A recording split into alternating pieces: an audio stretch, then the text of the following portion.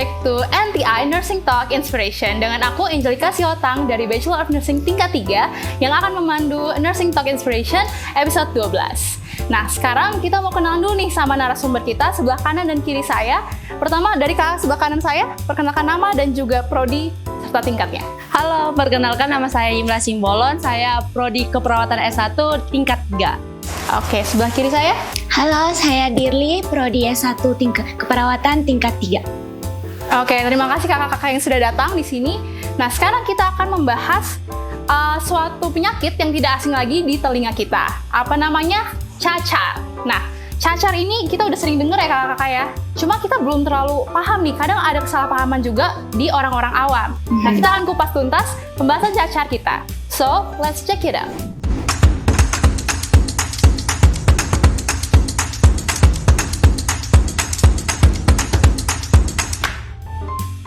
Oke, untuk pertama kita akan membahas tentang, kayaknya nggak afdol kalau misalnya kita nggak tahu apa itu cacar ya.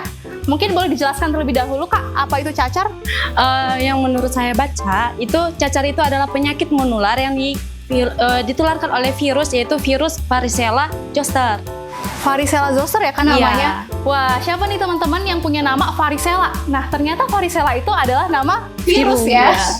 Oke, selanjutnya tadi terkait dengan varicella zoster. Nah, sekarang kita akan bahas kenapa sih seorang itu bisa terkena cacar. Nah, kenapa sih Kak seorang bisa terkena cacar? Penyebabnya apa? Nah, kalau kita dengar tadi pengertiannya ya, bahwa cacar itu adalah penyakit yang disebabkan oleh karena virus. Nah, kita tahu bersama di kehidupan kita ini tentu ada banyak virus, bakteri, kuman yang bertebaran di dunia ini, ya kan? Nah, tapi kenapa kita bisa terkena cacar? Yang pertama, kita terkontaminasi dari pasien yang sudah terkena cacar.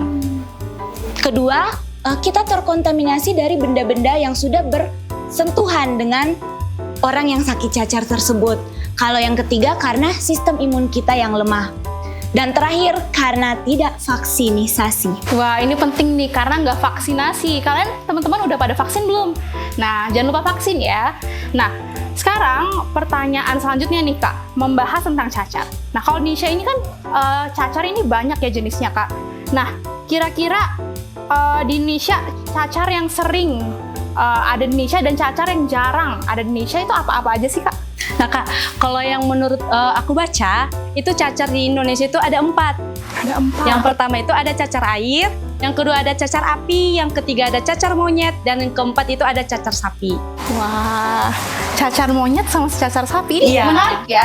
Iya. Kalau cacar monyet sama cacar sapi ini maksudnya virus dari monyet dan dari sapi gitu Kak? Iya Kak, jadi kalau misalkan cacar monyet itu cacar yang ditularkan melalui cakarannya, melalui air liurnya. Nah kalau cacar sapi ini ditularkan melalui kandang sapinya yang kotor. Wah, menarik nih teman-teman. Teman-teman yang udah pernah ke Curug siapa nih? Nah, di sana kan banyak banget monyet ya. Ada beberapa monyet, bukan banyak banget sih. Tapi teman-teman pernah nggak sih kena cakaran monyet atau pernah kena liur monyet? Nah, ini bisa berbahaya juga ya Kak ternyata. Iya, Kak. Nah, jadi harus hati-hati nih teman-teman.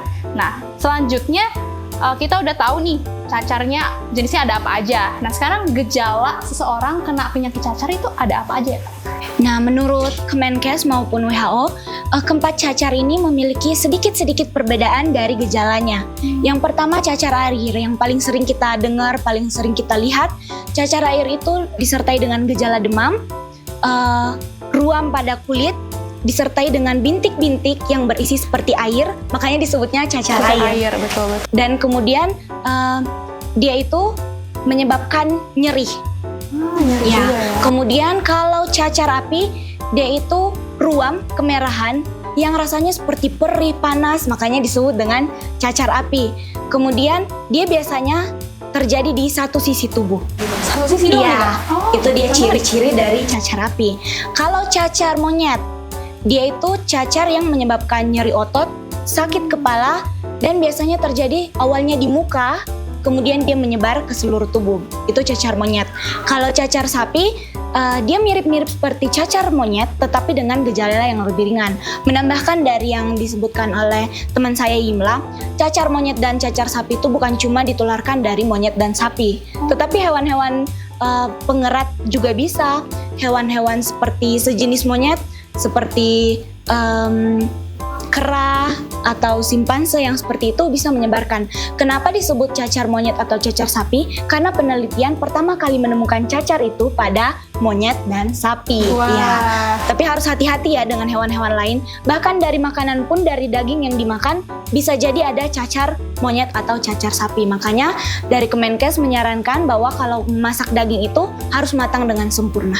Wah, pembahasan yang menarik banget ya. Ini aku juga baru tahu loh Kak, pembahasan ini. Nah, ini new knowledge juga buat teman-teman yang ada di rumah.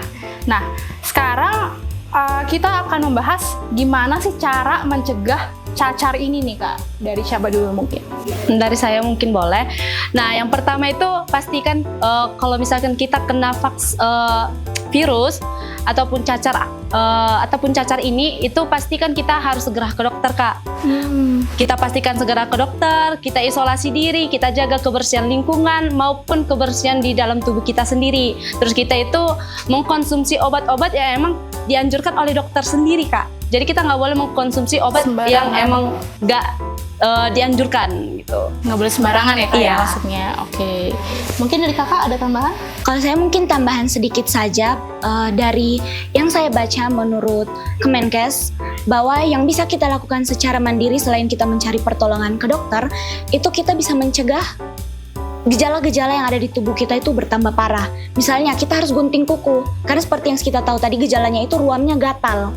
Ya, jadi supaya kita tidak bertambah parah luka-luka di tubuh kita, kuku digunting, kemudian kita harus mandi 2 kali sehari. Bisa juga untuk mengurangi gatalnya itu kita gunakan waslap, rendam di air dingin, kemudian tempel di kulit yang gatal ya. Bisa juga kita dengan berendam air hangat, itu bisa sangat membantu. Kemudian kita tambahkan dengan obat-obat anti gatal, bukan obat, lebih ke seperti lotion Caladin, itu bisa membantu untuk mengurangi gatal yang kita rasakan oleh karena cacar.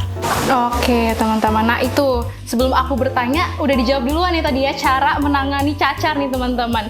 Cara menangani cacar tadi ada dengan waslap yang direndam air dingin, kemudian ada dengan menggunakan air panas. Jangan lupa teman-teman juga harus rajin potong kukunya. Nah, mungkin ada tambahan juga dari Kak Yimla terkait dengan bagaimana penanganan cacar ini?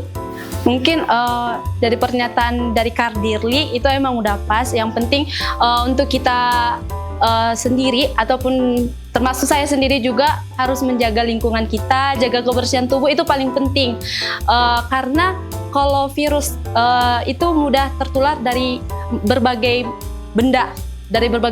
Ataupun kan kita nggak tahu nih virus apa yang telah dibawa dari orang lain atau yang dibawa dari luar. Jadi kita emang benar-benar harus yang kayak merawat dari diri kita sendiri dulu. Nah, itu dia penting ya teman-teman semua. Dan sekarang kita akan menuju ke segmen mitos atau fakta. Nah, di mitos atau fakta kali ini pertanyaan pertama yaitu bener nggak sih setiap orang pasti terkena cacar minimal 1 kali dalam hidupnya? Mitos. Wah, kenapa tuh Kak mitos? Jadi memang kan kita sudah tahu bahwa salah satu pencegahan untuk cacar itu adalah vaksin. Nah, kalau kita sudah divaksin itu akan mengurangi risiko kita terkena cacar. Artinya kita tidak perlu terkena cacar itu sendiri. Oke, berarti itu mitos ya. Soalnya banyak nih stigma-stigma atau persepsi orang yang masih orang awam ya, khususnya yang masih sering mendengar kalau misalnya cacar ini ya udah sekali aja seumur hidup gitu, hanya sekali doang. Dan aku pun ya pengetahuan baru juga buat aku ya, ternyata itu adalah mitos. Nah, sekarang pertanyaan kedua nih terkait mitos atau fakta. Nah, cacar air itu hanya menyebabkan ruam kulit dan gatal-gatal ringan aja nih. Gimana nih Kak? Itu mitos Kak. Mitos juga? Iya, bukan cuman ruam-ruam ataupun bukan cuman gatal-gatal, tapi dia menyebabkan demam juga bisa, menyebabkan kayak kulitnya itu kena lepuk, kena air panas juga bisa gitu Kak. Oke, nah itu dia pemaparan dari kakak ini sungguh menarik sekali dan juga bermanfaat banget buat kita, menambah pengetahuan juga terkait dengan cacar. Nah, ternyata cacar itu banyak juga jenisnya dan teman-teman semua sekarang udah lebih terpapar dan teredukasi terkait menjaga kesehatan dan juga mencegahnya dengan vaksinasi ya. Jadi untuk kata-kata hari ini, cacar gak keren, vaksinasi lebih kece. Oke, teman-teman terima kasih banyak Kak Dirli dan juga Kak Yimla yang udah hadir bersama-sama dengan kita memaparkan materi yang sangat penting ya, sangat penting bagi kita dan juga sangat bermanfaat untuk teman-teman juga yang ada di rumah. Nah, terima kasih juga untuk teman-teman yang sudah menonton NTI dari awal sampai akhir. Jangan lupa untuk share ke teman-teman dan juga kerabat keluarga untuk menambah informasi edukasi terkait kesehatan. Untuk itu sampai di sini episode 12 tentang cacar kali ini. Saya Angelica dan Dirli dan Nima pamit undur diri. Terima kasih dan sampai ketemu di episode selanjutnya. Bye-bye!